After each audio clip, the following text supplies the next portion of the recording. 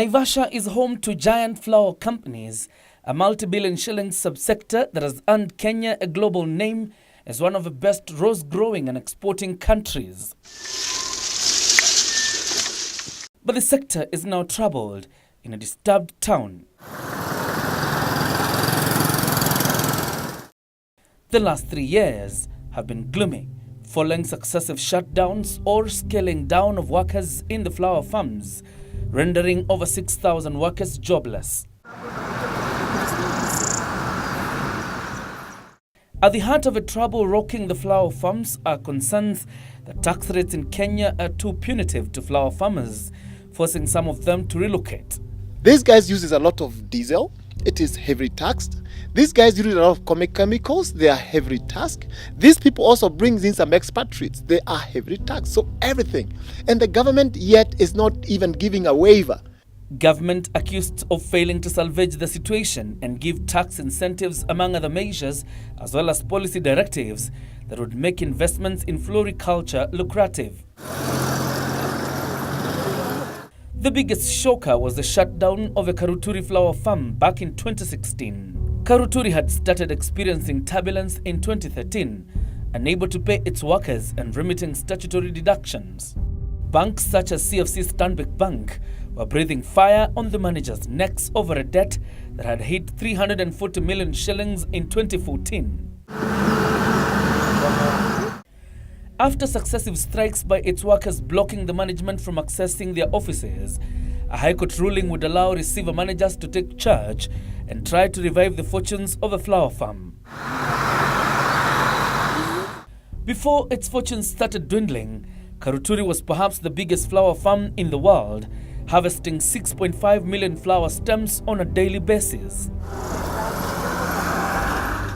In March this year, the court granted CFC Stanbic the go-ahead to auction Karuturi's assets over an accumulated debt of 1.8 billion shillings. Sisi pia wakati walikuwa wanataka kuwa receiver managers wakitaka kuchukua hiyo shamba, tulikuwa na uwezo ya kuwapeleka mpaka kotini, tukawaregister as one of the great wenye wako na deni.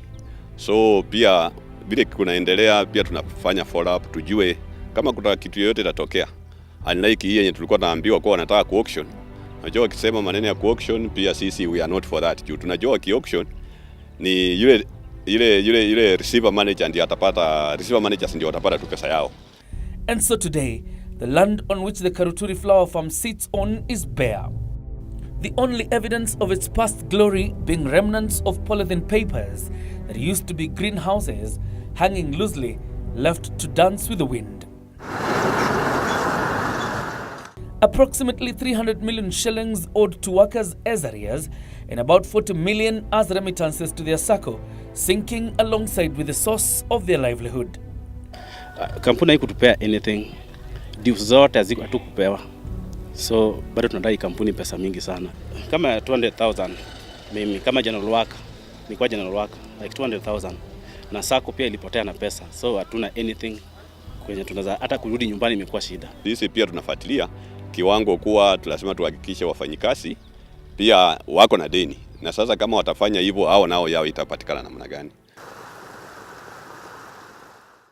And so we seek to put faces to the stories of desperation that have now become all so common in a village dubbed DCK. Naivasha was the epicenter of a 2007-2008 post-election violence, with most of them just beginning to reconstruct their lives when the misfortune of a closure of Karuturi struck. Meet Mzee Musa Njine. 3 years later, the man is ailing, frail and jobless. His plea that his dues be paid so he can seek medical treatment has yielded nothing except frustration. It's an emotional interview that we have to keep disrupting because Mzee Musa is slowly losing his hearing abilities, yet his tears keep pricking his eyes owing to his experiences. Sasa mimi naomba serikali inisaidie kwa sababu sina uwezo ingine yoyote ninaweza kufanya. Serikali tu baba yetu ajue.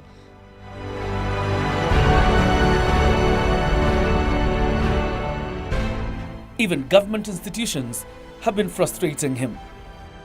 Miaka 10 imekwisha, na vile imekwisha, mimi ninaendanga huko Naivasha kuleta kadi na kadi sipati, na nikakuta kadi kwa meza hanipati. Mzee Musa, now fully dependent on his frail wife, who was also rendered jobless after the shutdown of a Karuturi flower farm. She has to do the back-breaking job of fetching for firewood that can only earn her a paltry 100 shillings a day. The 100 shillings is what caters for food, upkeep, and mzee's medication and routine medical checkups. Nikikosa saa ingine madaktari wanakuja mpaka hapa kuniuliza mama ni nini, msije aenda hospitali. Nikosefu ya pesa. Sina ya kukula, ninahangaika, nisimamishwa kazi. Wallowing in abject poverty, robbed of their rights, stripped of dignity, and denied the pleasures of living, their house has a testament of how things are. Kwa hivyo naomba serikali ingilie katikati, nilipo pesa yangu niende. Kama hakuna vali kama wata nichukua, nikae niende kwangu. Vali nitaenda hata kama niende nitasaidiwa na watu huko mbele. Hata kuhangaikia hapa Naivasha. Sina samba.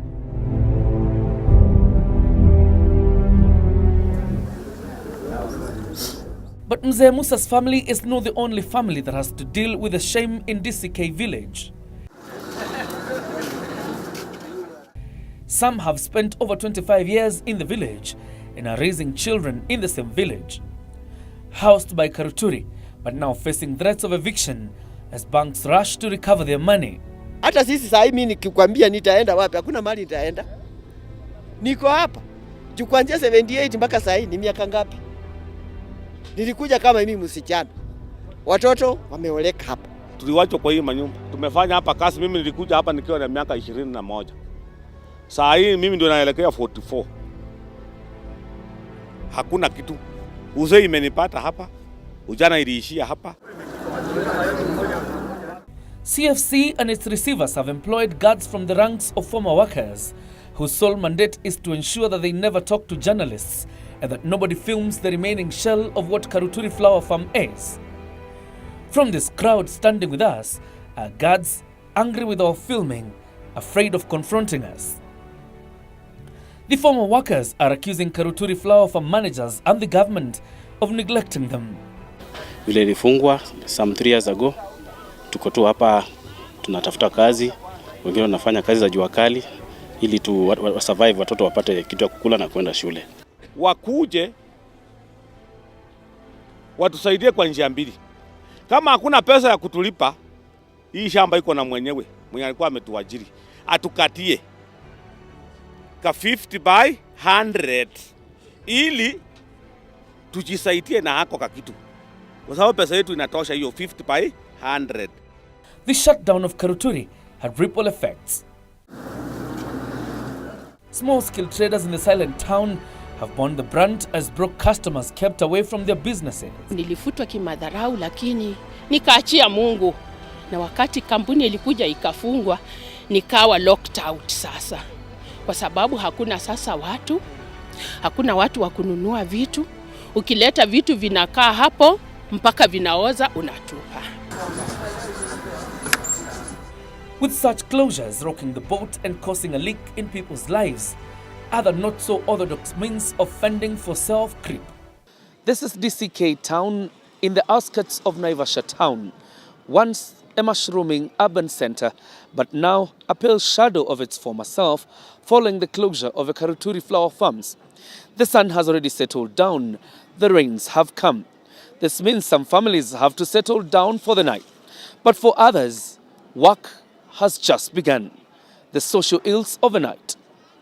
Some have resorted to hating the red streets of Naivasha as they seek to make ends meet. We are alerted of a popular street where most of them flock. And so we wait for darkness and we begin working. We have to film secretly. It's a dangerous job where you have to get the pictures, our subjects unsuspecting. There's an upsurge of crime in Naivasha and the nearby villages such as DCK and Kimere, with locals attributing it to the joblessness occasioned by the shutdowns. The Kenya National Chamber of Commerce Nakuru Chapter Director Kamau Njuguna decries the economic loss that has hit Naivasha, with a loss of 6,000 jobs and impending closures by other flower farms. And we are commanding about 75% of the total wildflowers. And out of that, 65 is coming from Naivasha. You can imagine how much that you're talking about. And you know, it trickles all the way. It's not about job loss.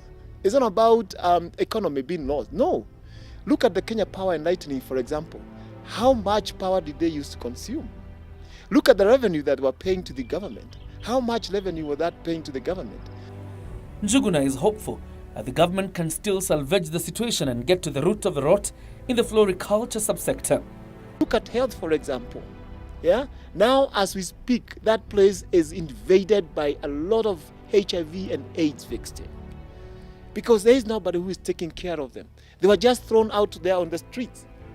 And what really kills me coming from the Chamber of Commerce is the distance of the government with the private sector.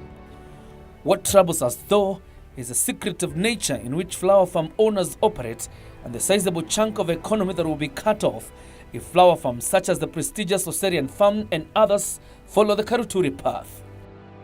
The floriculture industry earns Kenya about 550 billion shillings. Over the last 3 years, that fact has been tested with the closure of several flower farms and the relief of workers from duty, about 6,000 of them. But one thing is for sure, the closure of flower farms such as Karuturi has left behind a trail of pain, depression and poverty. And if the government does nothing to salvage the situation, then there are yet another people who are waiting to be condemned to poverty. John Jacob Curia, Channel 1 News.